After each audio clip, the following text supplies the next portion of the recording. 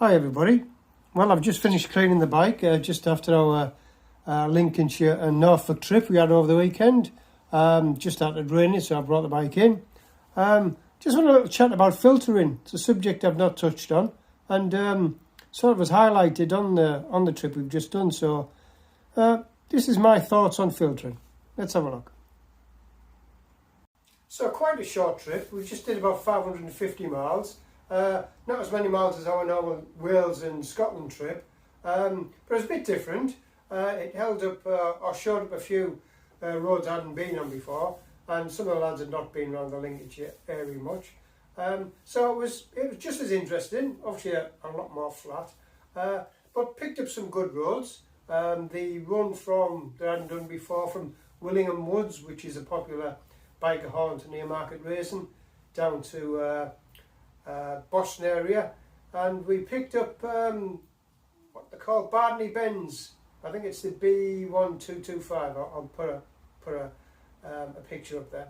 That was really good, and found some nice roads around Norfolk that I hadn't touched on before. So all in all, it was an interesting trip, just not as dramatic as our normal Welsh and Scottish trips, and obviously foreign trips. But during that trip, we had to deal with obviously the boring A17 for a while towards Kings Lynn, and there's a lot of single carriageway roads with Hatchings in between, where you can filter, not in the sense of filtering lane splitting like on the dual carriageway, but filtering between, say, the centre line and the vehicle that you're overtaking, quite a narrow gap, or you might go into the Hatchings. Remember, Hatchings you can go into if it's necessary, if it's got a broken line. Necessary is a difficult one to argue. Necessary. It's got a broken line if it's got a solid line around the Hatchings, around the cross, of course.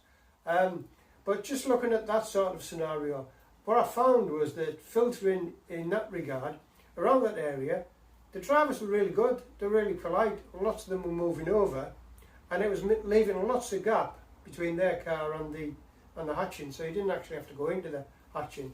I thought that was really good, because I often complain about our UK drivers. They either tend to swoop over to the left and kick up dust and all sorts, like, oh, get out of the way, or they just sit there near the line and you can't get past. Whereas filtering, when you're abroad, they tend to be more used to dual carriageway, expecting bikes to do dual carriageway filtering when there's a hold up.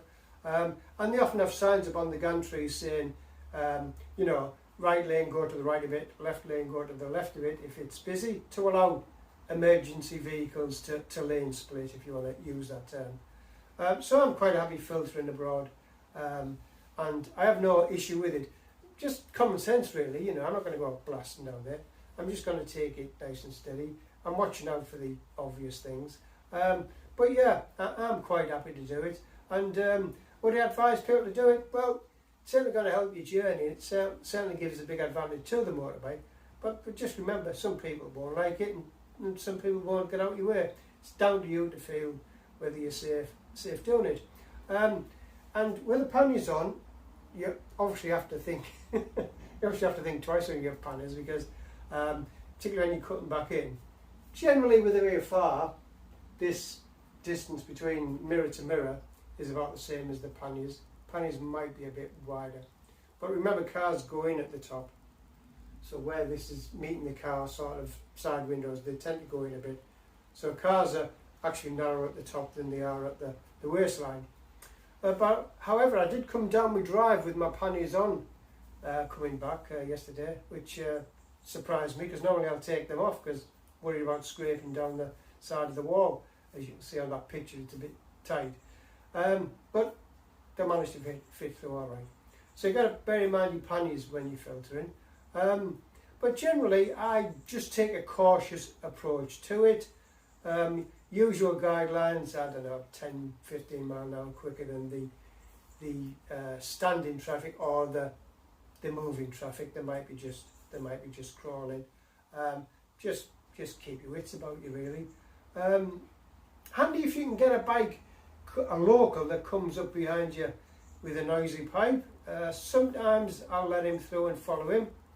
It's a bit selfish, but I guess you make your own luck.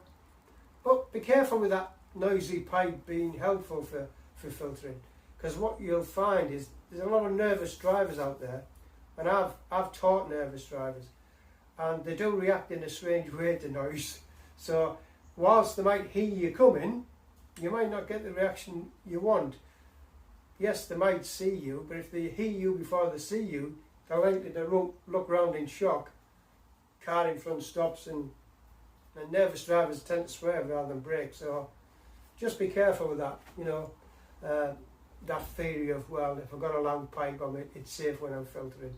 But like I say, if I hear a loud pipe, I'll sometimes follow him so that he paves the way.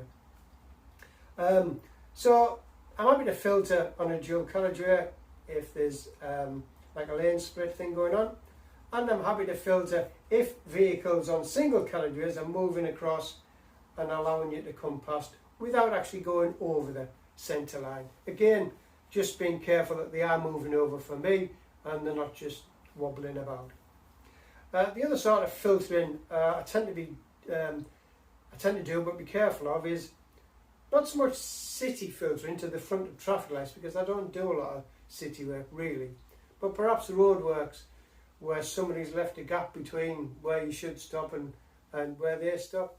So I will filter to the front, but of course if you're leading a group, it's a bit tricky because you're trying to work out where everybody would fit in. But if I do filter the front of a queue of traffic at lights, I'll generally have a look, make a bit of eye contact, give them a wave to say I'll be off out your way, so I'm not really gonna hold you up. So yeah, filtering on the VFR or on any bike, quite happy to do it. I'm just sensible about it really. So that's about it. I'll catch you next time. Bye.